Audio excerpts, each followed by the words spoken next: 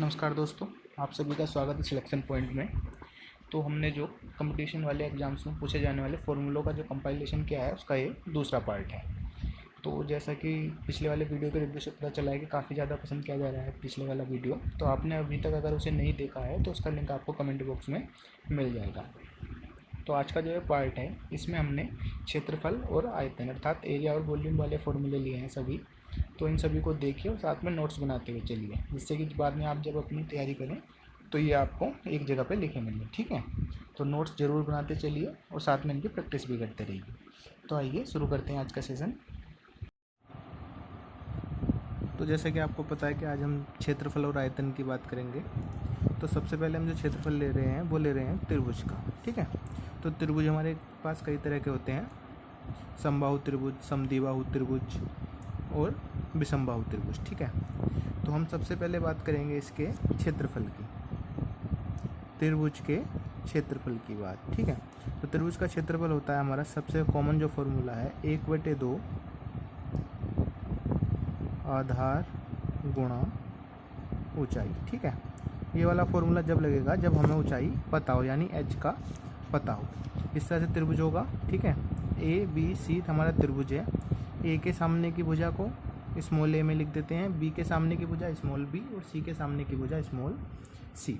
ठीक है, इसके अलावा जब हमें ऊंचाई पता नहीं होती तो हम क्षेत्रफल कैसे निकालते हैं? तो हम त्रिभुज का क्षेत्रफल निकालते हैं अंडर रूट के अंदर s इंटू एस माइनस ए, एस माइनस बी और एस माइनस सी। जैसे कि आपको पता है ए बी सी क्या है, ए बी सी हैं इसके त्रिभुज की जो भुजाएं हैं हमारी उनकी लंबाई। ठीक है, एस क्या होता है?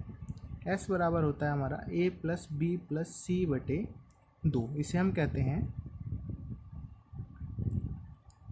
अर्ध परिमिति। ठीक है, अर्ध परिमिति या अर्ध परिमाप। इसका मतलब क्या है? जो पूरा हमारा होता है ए प्लस बी प्लस सी, किसी भी चीज़ का परिमाप या परिमिति क्या होती है? उसका पूरा एक चक्कर। ठीक है, तो यहाँ पे क्या है? अर्ध परिमिति। इसलिए हमने क्या किया है? तीनों भुजाओं को जोड़कर उनका आधा कर दिया है। तो इस वाले से हमारा क्षेत्रफल कब निकलेगा? जब हमें तीनों भुजा पता होंगी। और इस वाले से कब निकलेगा? जब हमें उसकी ऊंचाई पता होगी। ठीक है, ये भी त्रिभुज का ही एक रूप है, इसमें ऊंचाई कौन सी है? ये वाली। ठीक है, और ये क्या है? आधार है। तो सिंपल सा हमारा क्षेत्रफल क्या हुआ? 1/2 आधार गुणा ऊंचाई। जब ऊंचाई पता होगी तो ये करेंगे, और जब हमें ऊंचाई पता नहीं होगी, तीनों भुजा पता होंगी, तो फिर हम इस वाले फॉर्मूले से त्रिभुज का क्षेत्रफल निकाल लेंगे। अब बात करते हैं समबाहु त्रिभुज की। तो जैसा कि यहाँ पे आप देख रहे हैं समबाहु त्रिभुज बना हुआ है हमारा ABC। समबाहु त्रिभुज जैसे कि नाम से स्पष्ट है, समबाहु अर्थात जिसकी सभी भुजा हमारी बराबर हैं, अर्थात ये वाली भुजा, ये वाली भुजा हमारी सभी बराबर हैं। तो इसलिए हमने भुजा को क्या लिख दिया है? ए और ए। ठीक है, यानी तीनों भुजा बराबर हैं। तो इसका क्षेत्रफल हम किस तरह से निकालेंगे? इसके क्षेत्रफल का हमारा सीधा सा सूत्र होता है अंडर रूट 3/4 भुजा का स्क्वायर, या इसको हम ऐसे भी लिख सकते हैं अंडर रूट 3/4 ए स्क्वायर। ठीक है, ये हमारा सिंपल है कि जब हम इस तरह से निकालेंगे समबाहु त्रिभुज होगा तो उसका क्षेत्रफल कैसे निकल जाएगा? अंडर रूट 3/4 ए स्क्वायर। ए की वैल्यू डाल देंगे और इसका मान निकल जाएगा। ठीक है, इसी के साथ हम इसमें समबाहु त्रिभुज की ऊंचाई का भी एक सिंपल सा फॉर्मूला होता है, समबाहु त्रिभुज की ऊंचाई। ठीक है, तो ये होता है हमारा अंडर रूट 3/2 और भुजा। ठीक है, इसे ऐसे लिख सकते हैं अंडर रूट 3/2 और इंटू ए, अर्थात हमें h निकालना है। तो हम क्या करेंगे? अंडर रूट 3/2 इंटू ए कर देंगे तो हमारा क्या निकल जाएगा? इसकी ऊंचाई निकल जाएगी। अब बात करते हैं त्रिभुज के परिवृत्त की त्रिज्या। ठीक है, तो त्रिभुज के परिवृत्त की त्रिज्या से मतलब है कि त्रिभुज है उसके बाहर अगर कोई वृत्त बनेगा तो उसे क्या बोलते हैं? परिवृत्त। तो हम किस चीज़ की बात कर रहे हैं? त्रिभुज के परिवृत्त की त्रिज्या की। ठीक है, परिवृत्त की त्रिज्या को कैपिटल R से शो करते हैं और अंतःवृत्त की त्रिज्या को स्मॉल r से। ठीक है, तो हमारे परिवृत्त की त्रिज्या होती है ABC/4 डेल्टा। ठीक है, यहाँ पे डेल्टा क्या है? डेल्टा है त्रिभुज का क्षेत्रफल। ठीक है, और ABC आपको पता ही है, A और ये B हो गई और ये C, यानी तीनों भुजाएं, और ये क्या है? बटे में 4 गुना क्षेत्रफल। ठीक है, तो ये क्या है? हमारे किसी भी त्रिभुज के परिवृत्त की त्रिज्या इससे निकालेंगे। और अगर समबाहु त्रिभुज की बात करें तो जब समबाहु त्रिभुज की बात करेंगे तो क्या होगा? सारी भुजा बराबर हो जाएंगी, ठीक है। इसी में वैल्यू डाल देते हैं, तो a गुणा a बटे 4, और समबाहु त्रिभुज का क्षेत्रफल क्या होता है अभी हमने पीछे लिखा था, तो √3/4 a स्क्वायर, ठीक है। 4 से 4 कटेगा, 2a से a स्क्वायर कट जाएगा, बचा कितना a बटे √3, ठीक है। तो ये हमारा क्या हुआ, समबाहु त्रिभुज के परिवृत्त की त्रिज्या, ठीक है। तो दोस्तों अब बात करते हैं त्रिभुज के अंतःवृत्त की त्रिज्या की, ठीक है। अंतःवृत्त का मतलब अगर त्रिभुज के अंदर वृत्त बना हुआ है तो उसे क्या कहेंगे, अंतःवृत्त, ठीक है। इसकी त्रिज्या कितनी हो जाएगी, r से। जैसा बताया कि अगर परिवृत्त होगा तो उसकी त्रिज्या को कैपिटल R से शो करेंगे, और अगर अंदर है तो उसे स्मॉल r से शो करेंगे, ठीक है। तो इसकी त्रिज्या होती है हमारी, अंतःवृत्त की त्रिज्या किसी त्रिभुज की डेल्टा/s, ठीक है। डेल्टा क्या होता है हमारा, त्रिभुज का क्षेत्रफल, और s क्या होता है हमारी त्रिभुज की अर्ध परिमिति, ठीक है। तो किसी भी त्रिभुज के अगर अंतःवृत्त की त्रिज्या निकालनी है तो हम कैसे कर देंगे, r बराबर डेल्टा/s, ठीक है। अब अगर बात करें समबाहु त्रिभुज के अंतःवृत्त की, समबाहु त्रिभुज के अंतःवृत्त की, ठीक है। तो डेल्टा कितना हो जाएगा हमारा, डेल्टा हो जाएगा √3/4 a स्क्वायर, ठीक है। और s क्या होगा, इसका अर्ध परिमाप यानी 3a/2, तो 2 से 2 बार जाएगा, √3 से √3 बचेगा, और a से एक a कट जाएगा, ठीक है। तो कितना बचेगा, a/2√3। तो समबाहु त्रिभुज के अंतःवृत्त की त्रिज्या कितनी हो जाएगी हमारी, r बराबर a/2√3, ठीक है। तो जैसा ये वाले जो फॉर्मूले हैं ये आपके बहुत काम आने वाले हैं, ठीक है। तो पूरा वीडियो देखें, और जो लोग पढ़ना चाहते हैं उनके साथ शेयर कीजिए। अब बात करते हैं समांतर चतुर्भुज की, ठीक है। तो इसे हम ABCD से शो कर देते हैं। तो सबसे पहले आपको समांतर चतुर्भुज के बारे में बता देते हैं कि समांतर चतुर्भुज में क्या होता है, आमने सामने की भुजाएं बराबर होती हैं और समांतर होती हैं, ठीक है। यानी AB बराबर CD, AB बराबर CD और BC बराबर AD। ये वाली भुजा इसके बराबर होगी और ये वाली भुजा इसके बराबर होगी, ठीक है। इसी के साथ जो हमारी AB है वो समांतर होगी CD के, और जो BC होगी वो समांतर होगी AD के, ठीक है। ये वाला निशान हमारा समांतर का होता है और ये वाला बराबर का होता है। अब इसमें बात करते हैं इसके क्षेत्रफल की। समांतर चतुर्भुज के क्षेत्रफल की बात की जाए तो ये हमारा क्या होता है, आधार और गुणा ऊंचाई, ठीक है। ऊंचाई क्या होती है, ये इसकी ऊंचाई होती है, ठीक है। कहीं भी आप ये तय करेंगे तो ये क्या होगी, ऊंचाई। अगर आपको ये वाला आधार पता है तो आपको ये वाली ऊंचाई पता होनी चाहिए, ठीक है। और अगर आपको ये वाला आधार पता है तो आपको ये वाली ऊंचाई पता होनी चाहिए, ठीक है। ऐसे कर देंगे हम, B/H लिख सकते हैं शॉर्ट में, एरिया बराबर B/H, ठीक है। अब इसके परिमिति या परिमाप की बात करें, परिमिति या परिमाप एक की बात होती है, यानी उसका पूरा एक चक्कर, ठीक है। तो AB + BC + CD + DA, ठीक है। तो हमारा कितना हो जाएगा, AB + BC + CD और प्लस DA। अब हमें क्या पता है कि AB बराबर CD है और BC बराबर AD, तो हम इसकी जगह डाल देंगे तो ये क्या हो जाएगा, 2 × AB और प्लस BC, ठीक है। ये हमारा क्या हो जाएगा, समांतर चतुर्भुज का परिमाप। अब बात करते हैं समचतुर्भुज की, ठीक है। तो हमारे पास समचतुर्भुज है ABCD। समचतुर्भुज और समांतर चतुर्भुज में थोड़ा सा अंतर है, ठीक है। इसमें क्या अंतर है कि जो हमारा समचतुर्भुज होता है इसमें चारों भुजा बराबर होती हैं, जबकि समांतर चतुर्भुज में क्या था, सिर्फ आमने सामने वाली भुजा बराबर होती हैं, ठीक है। तो कोई भी समांतर चतुर्भुज जिसकी चारों भुजा बराबर होंगी वो क्या हो जाएगा, हमारा समचतुर्भुज हो जाएगा। तो इसके विकर्णों की बात करें तो इसके विकर्ण में खास बात है कि ये 90 अंश पे काटते हैं एक दूसरे को, ठीक है। जो भी कोण होगा वो कितना होगा, 90 अंश होगा। इसके जो विकर्ण होते हैं वो एक दूसरे को समद्विभाजित करते हैं। मगर याद रखेंगे दोनों विकर्ण जो हैं वो बराबर नहीं होते, मगर क्या होते हैं, समद्विभाजित करते हैं एक दूसरे को। अब अगर इसके समचतुर्भुज के क्षेत्रफल की बात करें तो ये कितना होता, 1/2 विकर्ण 1 गुणा विकर्ण 2, ठीक है। विकर्ण को D1 D2 से शो कर सकते हैं, तो D1 × D2, यानी दोनों विकर्णों की गुणा करके आधा करेंगे तो इसका क्षेत्रफल निकल आएगा, ठीक है। इसके साथ जो पिछला वाला सूत्र था हमारा समांतर चतुर्भुज का वो भी काम करेगा, यानी कौन सा, आधार गुणा ऊंचाई से भी हम इसे निकाल सकते हैं, ठीक है। A बराबर B × H। अब इसकी परिमिति या परिमाप की बात करें तो परिमाप क्या होता है, पूरा एक चक्कर, ठीक है। तो इसकी तो सारी भुजा बराबर होती हैं समचतुर्भुज की, तो परिमाप कितना हो जाएगा, a plus a plus a plus a, यानी इसे लिख सकते हैं 4a। तो ये क्या हो जाएगा, समचतुर्भुज का परिमाप, ठीक है। अब बात करते हैं आयत की। तो हमारे पास आयत है ABCD। तो आयत के बारे में पहले बता देते हैं कि इसका प्रत्येक कोण 90 अंश का होता है, ठीक है। आमने सामने की भुजा बराबर होती हैं, इसके जो विकर्ण होते हैं वो एक दूसरे को समद्विभाजित करते हैं और बराबर होते हैं, ठीक है। इसके विकर्ण बराबर होते हैं। क्षेत्रफल की बात करें, आयत का क्षेत्रफल होता है हमारा लंबाई गुणा चौड़ाई, ठीक है। इसका क्षेत्रफल क्या होता है, लंबाई गुणा चौड़ाई अर्थात L इंटू बी। परिमाप की बात करें तो ये इसकी क्या होती है, ये इसकी लंबाई हो गई और ये इसकी क्या हो गई, चौड़ाई।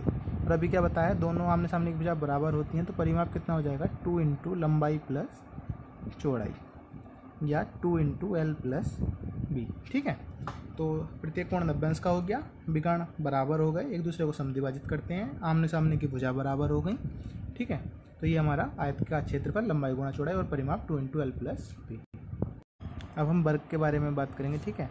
ABCD यहाँ पे एक वर्ग है, वर्ग का प्रत्येक कोण 90 अंश का होता है, ठीक है। हर एक कोण क्या होगा, 90 अंश का होगा। चारों भुजाएं बराबर होती हैं, विकर्ण बराबर होते हैं, समद्विभाजित करते हैं और 90 अंश पे एक दूसरे को भेद करते हैं। इसका मतलब क्या है, जो वर्ग होता है वो एकदम परफेक्ट होता है। इसमें हर चीज़ क्या होगी, कोण 90 अंश का होगा, विकर्ण 90 अंश पे काटेंगे, विकर्ण समद्विभाजित करेंगे, विकर्ण बराबर होंगे, चारों भुजाएं बराबर होंगी, ठीक है।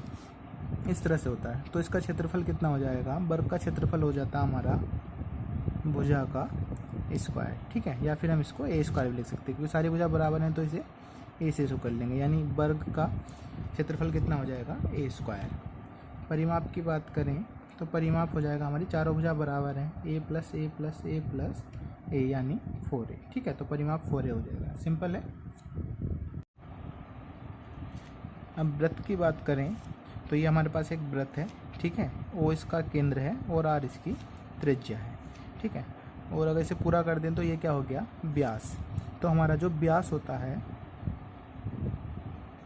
वो त्रिज्या का दुगना होता है, ठीक है। 2 गुणा त्रिज्या या 2r। इसे हम d से शो कर देते हैं, d बराबर 2r। अब वृत्त के अगर क्षेत्रफल की बात करें तो ये होता है हमारा पाई r स्क्वायर, ठीक है, पाई r स्क्वायर। अब वृत्त की परिधि का मतलब भी परिमाप, मतलब एक पूरे चक्कर से परिमिति, परिधि, परिमाप एक ही तरह की चीज़ें हैं, अलग अलग चीज़ के लिए अलग वर्ड यूज होता है। तो इसकी परिधि होती है 2 पाई r। तो जैसे पाई का आपको पता ही होगा, पाई को हम 22/7 भी मान होता है इसका, और क्या लिख देते हैं, 3.14, ठीक है। ये हमारे पाई की वैल्यू होती हैं। अब अगर हमारा अर्धवृत्त है तो ये हमारा r हो गया, ठीक है। तो अर्धवृत्त के क्षेत्रफल की बात करें तो ये हमारा कितना हो जाएगा, पाई r स्क्वायर बटे 2, ठीक है। पूरे वृत्त का पाई r स्क्वायर और अर्धवृत्त का पाई r स्क्वायर बटे 2 हो जाएगा। अब अगर इसकी परिधि की बात करें, अर्धवृत्त की परिधि की, तो ये कितनी होती है, 2 पाई r बटे 2। और अब इसमें ये क्या होगा, ये वाली लाइन और जुड़ेगी पूरी, ठीक है। इतना तो ये अर्धवृत्त हो गया, तो बटे 2 कर दिया, और प्लस कितना हो गया, पूरा कितना है, इतना r है, और ये पूरा कितना है, 2r। तो यानी ये कितना हो गया, पाई r प्लस 2r। ये होती है हमारे अर्धवृत्त की परिधि, ठीक है। इसे याद रखेंगे, काफ़ी यूज होता है इसका। अब वृत्त के बाद थोड़ा त्रिज्यखंड के बारे में जान लेते हैं। तो सबसे पहले तो पता होना चाहिए त्रिज्यखंड क्या होता है। तो वृत्त में से अगर कोई हिस्सा काट लें तो उसे हम क्या, त्रिज्यखंड बोल देते हैं, ठीक है। जैसे हमारा ये थीटा कोण पे कटा हुआ है, ए और बी ये है, ठीक है। तो अगर हम इस चाप की, ये इसे चाप बोलते हैं, चाप ए बी की लंबाई की बात करें तो ये कितना होता है, 2 पाई r इंटू थीटा बटे 360। थीटा बटे 360 क्यों होता है, क्योंकि हमारा पूरा एक चक्कर, जैसे कि आप पढ़े होंगे, कितने का होता है, 360 का होता है, ठीक है। पूरा 360 का हुआ, और ये वाला हिस्सा कितना है, थीटा है, तो ये कितना हो गया, थीटा बटे 360, ठीक है। अब अगर त्रिज्यखंड के क्षेत्रफल की बात करें तो क्षेत्रफल हमारा वैसे कितना होता है वृत्त का, पाई आर स्क्वायर, और इसके साथ हम क्या जोड़ देंगे, थीटा बटे 360। ठीक है, पूरा चक्कर 360 का, और ये कितना, थीटा। ठीक है, तो ये हमारा त्रिज्यखंड का क्षेत्रफल हो जाएगा पाई आर स्क्वायर थीटा बटे 360। और चाप ए बी की लंबाई कितनी हो जाएगी यहाँ से यहाँ तक की, 2 पाई आर इंटू थीटा बटे 360। तो दोस्तों आयतन पे जाने से पहले बहुभुज के बारे में जान लेते हैं। ठीक है, बहुभुज क्या होता है, जिसमें मतलब कई सारी भुजाएं होती हैं, चार भुज या चतुर्भुज से आगे, उसे हम बहुभुज के नाम से पुकार लेते हैं। ठीक है, तो जैसे हमारा क्या है, अगर किसी बहुभुज की n भुजा हैं तो n भुजा वाले बहुभुज के अंतःकोणों का योग। ठीक है, n भुजा वाले बहुभुज के अंतःकोणों का योग हमारा होता है n-2 इंटू 180। अगर आपका त्रिभुज है तो यहाँ पे 3 डालेंगे तो 3 - 2 यानी 1 गुणा 180 बराबर 180, यानी n बहुभुज के अंतःकोणों का योग कितना हो गया, त्रिभुज का 180 हो जाएगा। ठीक है, और अगर बाह्य कोणों की बात करें, बहुभुज के बाह्य कोणों का योग, बाह्य कोणों का योग, तो ये हमारा हमेशा 360 ही होता है। ठीक है, कोई सा भी बहुभुज है उसके बाह्य कोणों का योग हमेशा 360 होगा। अब अगर बहुभुज के अंतःकोण की बात करें, ठीक है, अगर हमारा समबाहुभुज है, ठीक है, समबाहुभुज है तो उस और उसके अंतःकोण की बात करें तो कितना होगा, योग तो था कितना, n-2 इंटू 180। अब जब समबाहुभुज है तो हर एक कोण बराबर होगा, तो बटे में क्या कर देंगे, n। ठीक है, इसी तरह समबाहुभुज के बहिष्कोण की बात करें या बाह्य कोण की बात करें तो 360 तो हो गया टोटल, और कितनी भुजा है, n, तो n से भाग कर देंगे। ठीक है, अगर हमें किसी बहुभुज के विकर्णों की संख्या ज्ञात करनी हो तो हमारे पास डायरेक्ट फॉर्मूला होता है n इंटू n-3/2। इससे हम विकर्णों की संख्या ज्ञात कर सकते हैं। जैसे आप चतुर्भुज को आपको पता होगा 2 विकर्ण होते हैं, चतुर्भुज में कितने विकर्ण होते हैं, 2, तो n की जगह कितना डाल देंगे, 4, क्योंकि चतुर्भुज की निकालने तो 4 - 3/2, 2 से 2 बार जाएगा तो यहाँ पे बचा 1, तो 2 × 2। ठीक है, तो ये हमारा निकल जाएगा। तो दोस्तों अब बात करते हैं आयतन की। ठीक है, इससे पहले हम बात कर रहे थे क्षेत्रफल की। तो एक सिंपल सा या मतलब एक जो मेन अंतर है हमारा क्षेत्रफल और आयतन में, कि जो क्षेत्रफल होता है वो 2D वाली आकृतियों का होता है, और जो हमारा आयतन होता है वो हमारा 3D वाली। 2D और 3D से मतलब क्या है, 2 डायमेंशन और 3 डायमेंशन। उसमें सिर्फ लंबाई और चौड़ाई होती है, इसमें लंबाई, चौड़ाई और ऊंचाई 3 चीज़ें होती हैं। ठीक है, तो अब बात करते हैं घनाभ के आयतन की। तो घनाभ का आयतन होता है हमारा लंबाई गुणा चौड़ाई और गुणा ऊंचाई। ठीक है, लंबाई, चौड़ाई और ऊंचाई 3 चीज़ें होती हैं। तो आयतन हो गया L into B into H, इसे हम B से प्रदर्शित कर देते हैं। अब अगर विकर्ण की बात करें, घनाभ के विकर्ण की, ठीक है, यानी ये जो D है, तो विकर्ण बराबर होता है √L² + B² और प्लस H²। ठीक है, इसमें एक चीज़ और मालूम करता है, उसे क्या बोलते हैं हम, संपूर्ण पृष्ठ। संपूर्ण पृष्ठ का मतलब होता है कि इसके चारों ओर, इसके कितने पृष्ठ होते हैं, 6 पृष्ठ होते हैं। ठीक है, 1, ये 2, 3, 4, 5 और 6। ठीक है, 6 पृष्ठ होते हैं, तो इसका संपूर्ण पृष्ठ कितना होता है, 2 इंटू LB + BH और प्लस HL। ठीक है, क्योंकि जैसे हम इस वाले पृष्ठ का क्षेत्रफल देखें तो इसका पृष्ठ का क्षेत्रफल कितना हो जाएगा, L इंटू बी। ऐसे ही इसके सामने वाले का भी कितना हो जाएगा, L इंटू बी। तो इसलिए 2LB हो जाता है, 2BH और 2HL, 2 कॉमन ले लेते हैं। ठीक है, तो ये इसका संपूर्ण पृष्ठ हो जाता है घनाभ का। अब बात करते हैं घन की। तो घन में क्या होता है, घन में इसकी सारी भुजाएं बराबर होती हैं। घनाभ में भुजा अलग अलग होती हैं और घन जो होता है उसमें सारी भुजाएं बराबर होती हैं। तो अगर घन के आयतन की बात करें तो घन का आयतन क्या हो जाएगा, A इंटू A, यानी A⁻3। ठीक है, विकर्ण कितना हो जाएगा, देखिए विकर्ण जैसे आयतन में हम पिछले वाले फॉर्मूले से निकाल सकते थे, जैसे हमने घनाभ से निकाला था। विकर्ण उसका कितना था, √L² + B² और प्लस H²। मगर जब ये हमारा घन है तो इसमें क्या है, तीनों चीज़ें बराबर हैं, यानी कितना हुआ, A² + A² + A², यानी ये कितना हुआ, √3A²। ये बाहर आ जाएगा तो कितना हुआ, √3 इंटू A, ये इसका विकर्ण हो जाएगा। संपूर्ण पृष्ठ की बात करें तो जैसे हमने उसमें निकाला था उसका कितना था 2 into L B plus B H और प्लस एच एल, मगर इसमें क्या है सारी चीज़ें बराबर हैं, तो ए इंटू ए यानी ए स्क्वायर प्लस ए स्क्वायर प्लस ए स्क्वायर, तो ये हो गया 2 इंटू 3a स्क्वायर यानी कितना हुआ 6a स्क्वायर, यानी इसके विकर्ण संपूर्ण पृष्ठ की बात करें घन के तो ये कितना होता है 6a स्क्वायर।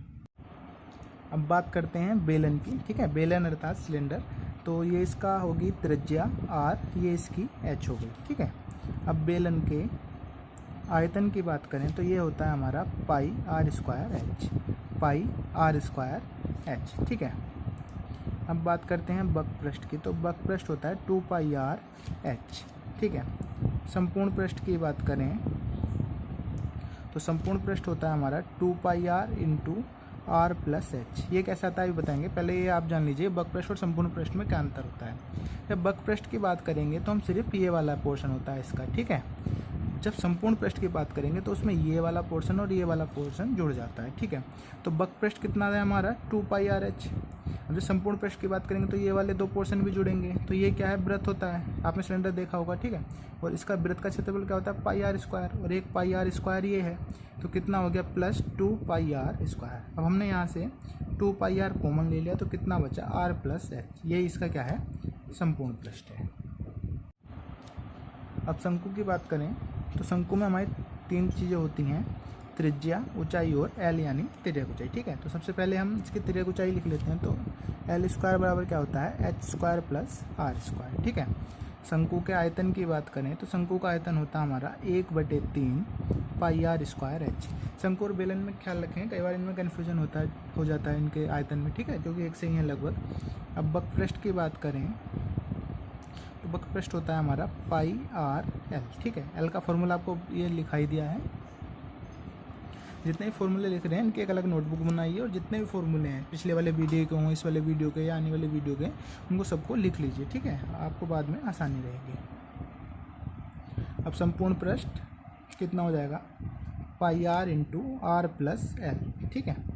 तो बक पृष्ठ ये वाला पोर्शन, और जब संपूर्ण पृष्ठ की बात करेंगे तो ये वाला पोर्शन प्लस ये वाला पोर्शन, ठीक है, तो ये इसका संपूर्ण पृष्ठ हो जाएगा। तो अब शंकु के बाद बात करते हैं शंकु छिन्नक की, अर्थात जो हमारा बाल्टी का आकार होता है इसे हम शंकु छिन्नक भी बोलते हैं। मतलब शंकु में से अगर काट दिया हो हिस्सा तो वो बाद में क्या रह जाता है शंकु छिन्नक। तो इसका जो छोटी वाली त्रिज्या होती है उसे स्मॉल आर से, जो बड़ी वाली त्रिज्या उसे कैपिटल आर से, इसकी ऊंचाई को एच से, और जो तिर्यक ऊंचाई होती है उसे एल से प्रदर्शित करते हैं, ठीक है। तो इसके आयतन की बात करें शंकु छिन्नक का आयतन होता है हमारा पाई एच बटे 3 into R square small R square plus capital R square plus small R into capital R, ठीक है। इसके बक पृष्ठ की बात करें तो इसका बक पृष्ठ होता है pi into R square plus R into L, ठीक है, ये इसका बक पृष्ठ होता है। अब बात करते हैं शंकु छिन्नक के संपूर्ण पृष्ठ की। अगर आप एसएससी सीजीएल देना चाह रहे हैं, एसएससी सीजीएल में बैठना चाह रहे हैं, तो उसमें आपको शंकु छिन्नक, पिरामिड और प्रिज्म में से सवाल पक्का मिलेगा, ठीक है। तो संपूर्ण पृष्ठ इसका क्या होता है pi into R square plus R और प्लस आर इंटू एल, यानी पूरा बक पृष्ठ, और प्लस में इसके ये वाले वो भी जुड़ जाएगा इसमें पाई आर स्क्वायर, ठीक है। ये पूरा इसका क्या हो गया संपूर्ण पृष्ठ। इसके एल की बात करें तो इसका एल होता है अंडर रूट में आर माइनस आर का स्क्वायर और प्लस एच का स्क्वायर, ठीक है, ये इसका एल हो जाएगा। अब बात करते हैं गोले की, ठीक है। जैसे हमारा पृथ्वी की भी क्या है एक गोला है, तो उसकी भी त्रिज्या होती है, जैसे ऐसे इस वाले गोले की एक त्रिज्या है आर। तो इसके आयतन की बात करें तो इसका आयतन होता है 4/3 पाई आर की 3, ठीक है, यानी त्रिज्या की 3। जो गोला होता है उसका बक पृष्ठ और संपूर्ण पृष्ठ एक ही होता है, ठीक है, उसमें क्योंकि जो ये वाला बाहर का पूरा हिस्सा है वही हिस्सा रहेगा, ठीक है। तो ये होता है 4 पाई आर स्क्वायर। अब आते हैं अर्धगोले पे, तो अर्धगोले का हमारा आयतन कितना होगा, आयतन तो अर्धगोला हो गया, आधा गोला हो गया, ठीक है। तो सिंपल से क्या है इसका आधा हो जाएगा, तो पहले 4 था तो अब कितना रह जाएगा 2/3 पाई आर की 3, ठीक है। बक पृष्ठ की बात करें तो बक पृष्ठ पे क्या हो जाएगा आधा हो जाएगा 2 पाई आर स्क्वायर। इसमें संपूर्ण पृष्ठ भी होता है क्योंकि इस वाले हिस्से के साथ इसमें अब ये वाला हिस्सा भी आ जाता है, ठीक है। तो कितना हुआ संपूर्ण पृष्ठ 2 पाई आर स्क्वायर, तो ये है ये वाला हिस्सा, और एक वृत्त ये बन गया जब आधा कटा तो प्लस पाई आर स्क्वायर, तो टोटल कितना हो गया 3 पाई आर स्क्वायर, यानी अर्धगोले का संपूर्ण पृष्ठ 3 पाई आर स्क्वायर और वक्र पृष्ठ 2 पाई आर स्क्वायर। अब बात करेंगे वलय या खोखले गोले की। तो इसमें क्या होता है, जैसे आपका कोई गोला है वो खोखला है, यानी बाहर का हिस्सा है और बीच में उसका हिस्सा ये वाला खाली है, ठीक है। तो खाली हिस्से की त्रिज्या हमने स्मॉल आर मान ली और बड़े वाला जो बाहर वाली जो किनारा है इसका हिस्सा हमने इसकी त्रिज्या कैपिटल आर में मान ली। तो इसका आयतन होता है बस, बाकी चीज़ें तो बेलन वाले फॉर्मूले से या गोले वाले फॉर्मूले से निकल जाएगी। तो आयतन इसका होता है 4/3 पाई आर के 3 माइनस आर के 3। वही वाला गोले वाला फॉर्मूला ही लगाया है, यानी बड़े वाले जो हमारा वृत्त है या बड़ा वाला जो गोला है उसके आयतन में से छोटे वाले गोले का आयतन घटा दिया तो हमारे शेष गोले का आयतन बच जाता है, ठीक है। अब पिरामिड के बारे में जान लेते हैं, ठीक है। तो पिरामिड में कोई एक बहुभुज होता है आधार में और उस पे से जो ये भुजाएं होती हैं, तिर्यक वाली भुजाएं जाके किसी एक बिंदु पर मिलती हैं, ये पिरामिड मिलता है। काफ़ी महत्वपूर्ण रहता है ये वाला, एसएससी सीजीएल में तो आपको पक्का एक क्वेश्चन जरूर मिलेगा पिरामिड पे, ठीक है। तो इसका जो आयतन होता है, पिरामिड का आयतन होता है 1/3 आधार का क्षेत्रफल।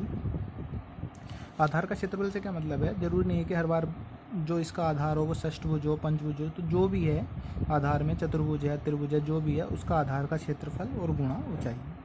1/3 आधार का क्षेत्रफल गुणा ऊंचाई, ये हो गया पिरामिड का आयतन, ठीक है। अब इसके पृष्ठ क्षेत्रफल की बात करें, किसके, पिरामिड का पृष्ठ क्षेत्रफल हमारा होता है आधार का क्षेत्रफल, आधार का क्षेत्रफल और प्लस सभी